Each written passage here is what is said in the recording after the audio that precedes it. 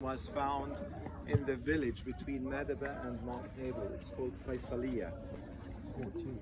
The funny question usually my clients they ask me, Bashar, since when you converted to Christianity? Because they consider, Christianity, because maybe of the Vatican or something, it's supposed to be in Europe.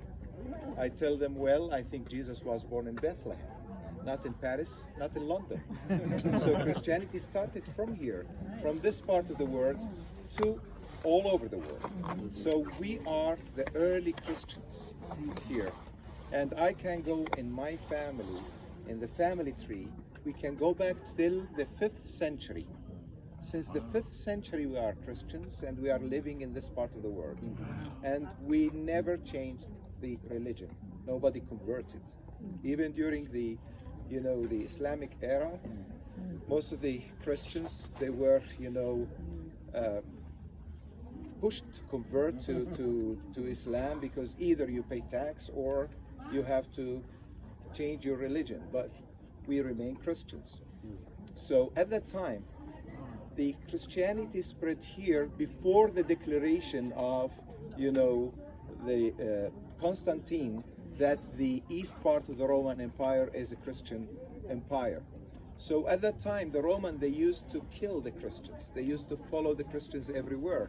And that time, the Christians created the first symbol in Christianity, which is the fish. Many of us, we are using this symbol, but we don't know what does it mean. They just write the word Jesus in the middle and that's it. But the people at that time, they used to say in the Greek language, Jesus Christ, Son of God, Savior. If you take the first letter from each one of those 5 words, we will get the word ekthos. Ekthos in Greek means fish. Huh. So the word ekthos, it's, the shortcut to say Jesus Christ, Son of God, our Savior. So that's why the Christians at the time, they make a tattoo here. The minute they shake hands with each other, they see that fish, and they recognize that this person is a Christian, not a Roman. At the same time, they used to practice their religion in a secret and hidden places. And they chose, the caves. And they used to close the caves with a rolling stone, because this rolling stone, usually during the Roman time and the Greek time, used to close the cemeteries. So the Roman, they will never think that the cemetery is a worshiping area. So that's why it was like a cheating way to cheat the Roman that this is a cemetery, but it's not a cemetery. It's a church inside. So also they left the fish, this design, at the entrance. So they can know that this is a church. And they use the rolling stone to close and to open. So the Franciscan brothers who did all the excavations here, they found this, rolling stone in the village of Faisalia, and they brought it here to remind us with the stone of, the tomb of Jesus. The tomb of Jesus having the same stone, the same rolling stone. So that's why they put it here to remind us of that story. We are looking there to the view of Amman. This is the north direction. That's Amman area.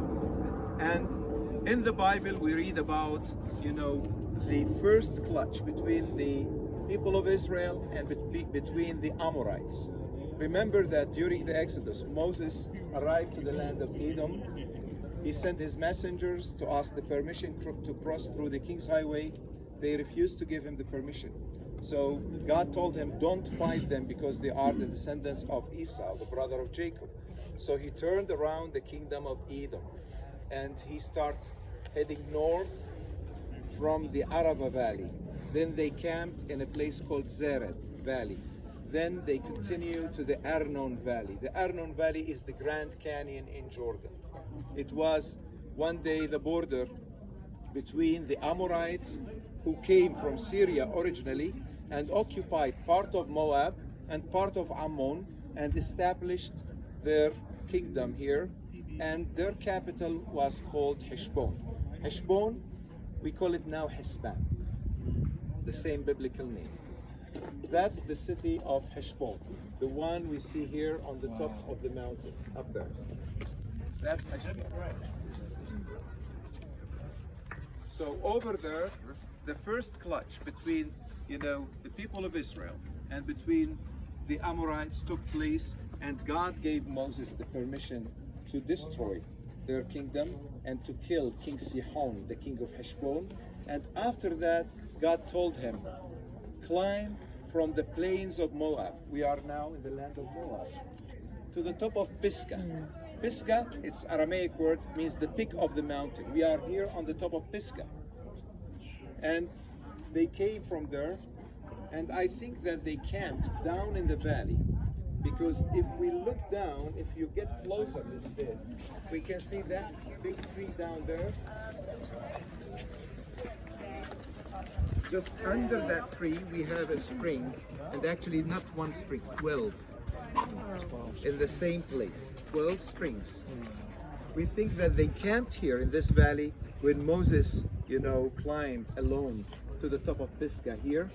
And when he died, they spent the mourning, period here. Then the new leader, Yeshua, he led the Israelites into the promised land. And because we are facing Jericho, we are opposite to Jericho. You remember the story when he sent the spies also to spy and to see, the land and to see the city of Jericho. So all this story happened and took place in this area.